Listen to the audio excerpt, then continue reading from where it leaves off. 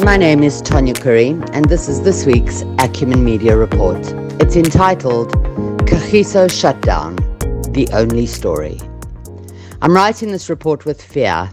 I'm not sure where I'm going to find the humour. I've never been fearful about South Africa. Even during the July insurrection, I felt a sense of pride, especially when South Africans bandied together and said, "We will not be played." We worked it out in a couple of days. We all knew we were mere sacrificial pawns in a game of chess between Zuma and Ramaphosa. But yesterday, I was scared. Really scared.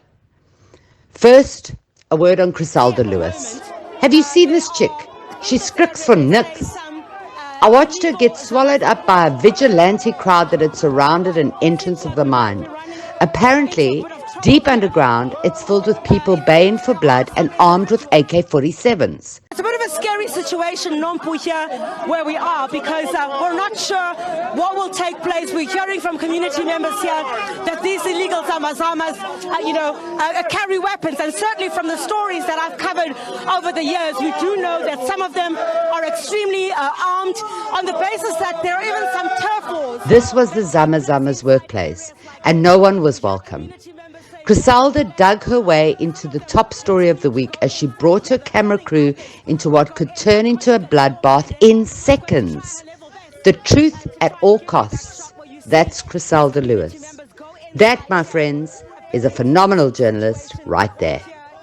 There were no ums and ahs as she kept talking.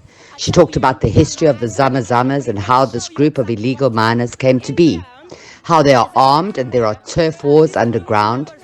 People are shooting each other for nuggets, crawling around in a dark hole of mania.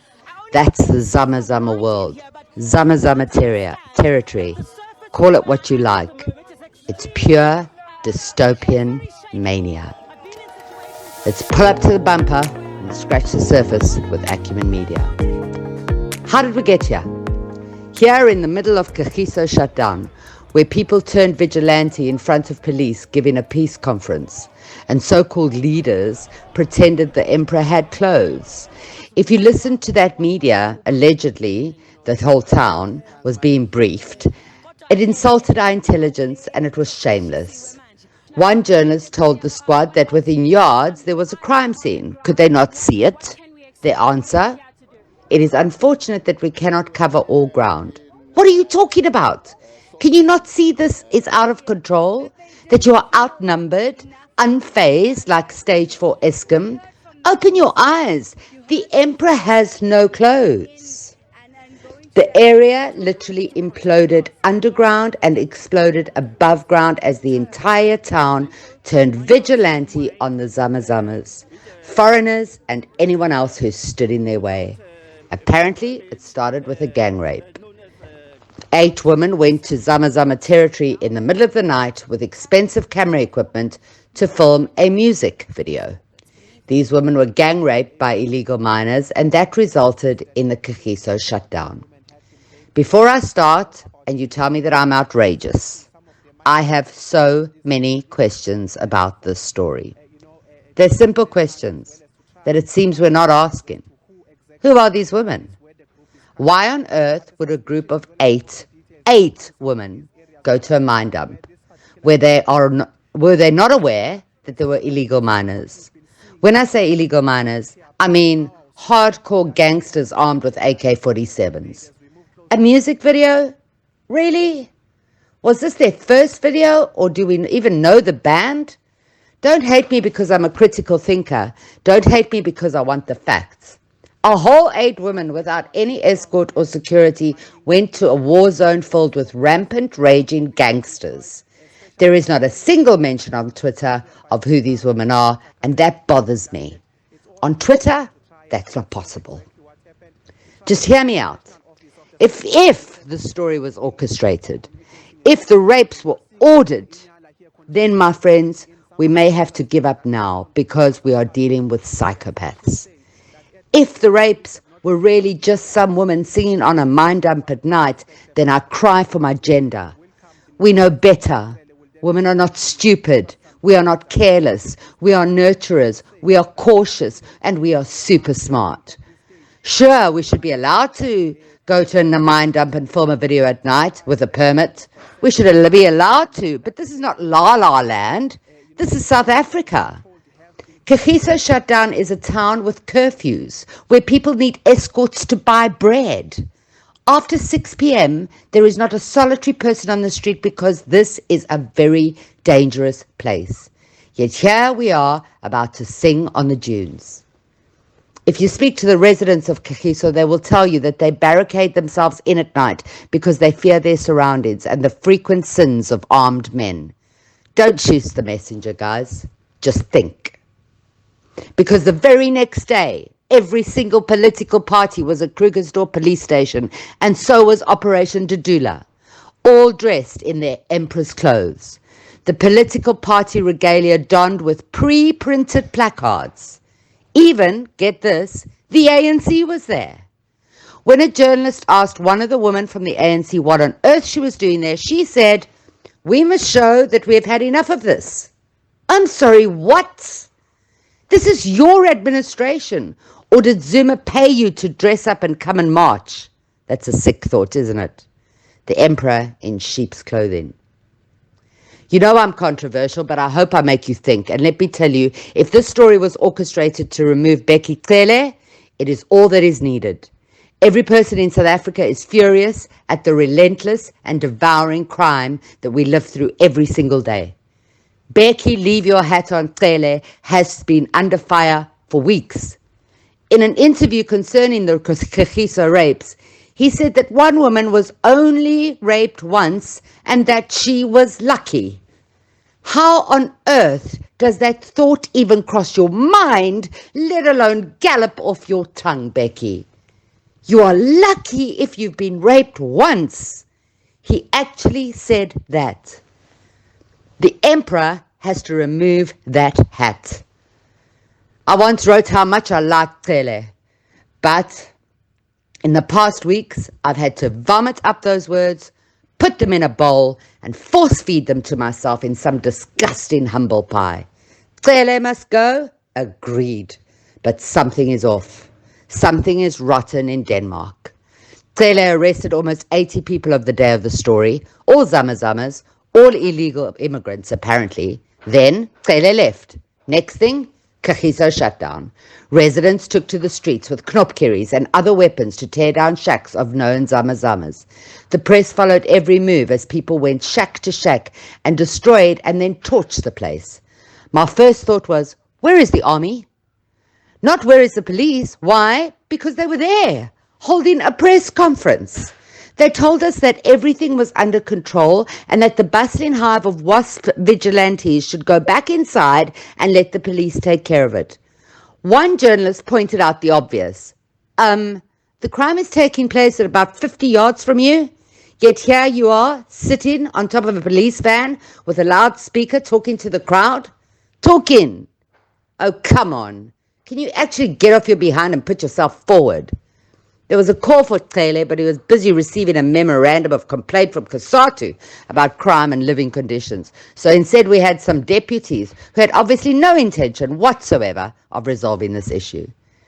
The news cameras panned over the empty mine dump. Not a soul in sight except the cops. At least 15 of them, emptying bags of what the Zamas had pulled out of the ground. Is that evidence? Bags of mine dust? Dust to dust. Just like you're doing to our country. They didn't help a single person. They didn't bring a water cannon. They didn't leave their cheap seats except to places that were safe and free from chaos. The gall of it. You useless, payrolled stooges. Leave us alone and send in the army. In a place like Kagiso, where the police are on the payroll, I watched one strong woman give Cele a good talking to. She was coherent. She did not rant. She told him straight up that 4-year-olds can tell stories of rapes that happen every day, that kids are not scared of guns because they are the norm, that more women have been raped in that area than those that hadn't. There is no end to the Zama-Zama's tirade because if they are arrested, they will be replaced. And she's right. Someone put her in charge, please.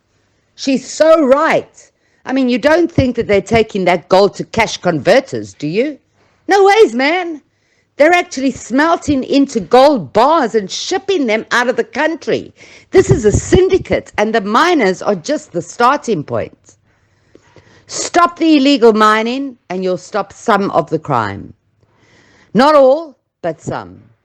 This illegal mining story is an old story. Why today? Why play on xenophobia over gang rape? Surely it doesn't matter where you originated from for us to hate on you for raping women.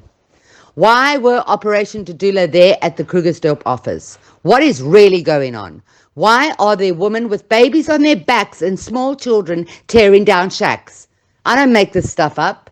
One oak was high or drunk, and he told the journalist straight up that the police were here on a media event, a publicity stunt. He said they'd asked him to be one of the 5 people elected to run this madness. My God. He may have been intoxicated, but he spoke the truth. The police had no intention of doing a single thing. All they did was dump more rubbish on our country and more dust in our eyes. The latest statistics we have is that in an average year, 42,000 women report being raped. That's 116 women a day, and nothing. For the first time, South Africans rose to become a kangaroo court dealing with rape. Took you long enough, SA. This gang rape set South Africa on fire, literally, and who can blame us? If one of those women were my friend, sister, or daughter, I'd tear down every shack in my midst just to get hold of the rotten perpetrator. And if the police watch me do it, then I believe I have permission. So I get it. This was so hectic, the burning of shacks, a sky of ash. And where's Cyril? Where's the invisible man? Well, he's trending today under Cyril must resign. Earlier in the week, Cyril told us about a mysterious third force. Mysterious? Are you kidding? Stop and ask directions to Nkandla. We all know who the third force is. We don't need a map. This is the ANC's internal mess turning into the nastiest thing we've seen since the insurrection. Lucky to be raped only once indeed. It's cold in Sodwana and I've just taken off my hoodie and turned the fan on because I'm so heated up from rage. What a story. I don't know if I can write about anything else, as quite honestly I couldn't sleep last night because of the images I saw on television. Images of a country being reduced to ash. And now I'm running out of steam and we've only a few words left and I've only dealt with one story, so let's snap to other news. Deep breath. Ghana called it quits at the DA after 20 years of service. Mayamani was involved in an armed robbery. Bain, the company exposed by Ethel Williams for helping Zuma and his chommies capture the state, was banned in the UK. Yes, you heard me right. The UK, not SA. A British MP said, we don't allow money laundering like we saw in the state capture inquiry. That's nice. I wonder how that feels. How on earth can I cheer you up? Okay, there's the Commonwealth Games. And we're doing well-ish, I think. I'm barely a football fan, so don't ask me. Advocate Tefo put himself back on the Senzo Muiwe case and then was told that he's delusional and to please exit stage left. He muttered some incoherent rubbish about witchcraft and then his application failed to stop his disbarment from the legal profession. Seriously though, what's up with that story? This week I saw kids, school children, in a classroom doing a war cry about Kelly Khumalo and how much they hate her.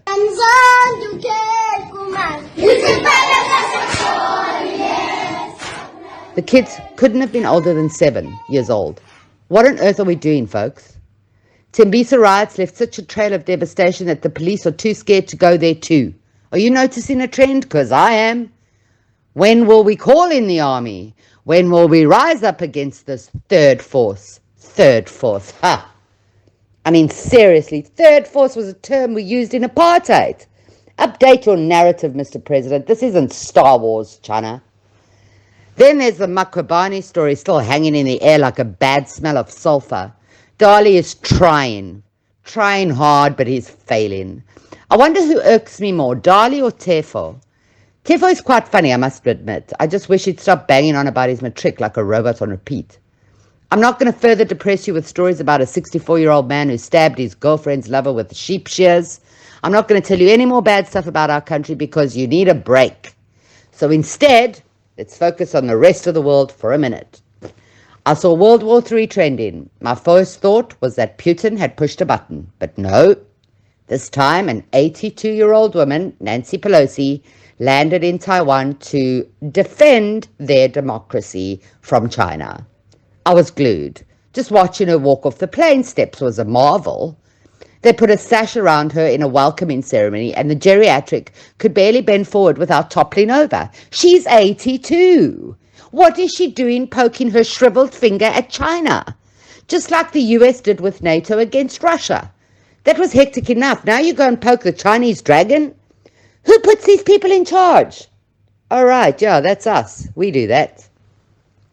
All right, I have some great personal news. My right hand is fully functional again, and I'm ready to be taken below the surface. No, not into a mine, but rather under the waves, where it's beautiful, peaceful, and quiet, where the potato bass is waiting for me to play with some bubbles. It's been a long journey, but it's nothing compared to what our country's dusty roads look like. Keep standing, South Africa. Don't be played. My name is Tonya Curry, and you've just scratched the surface with Acumen Media.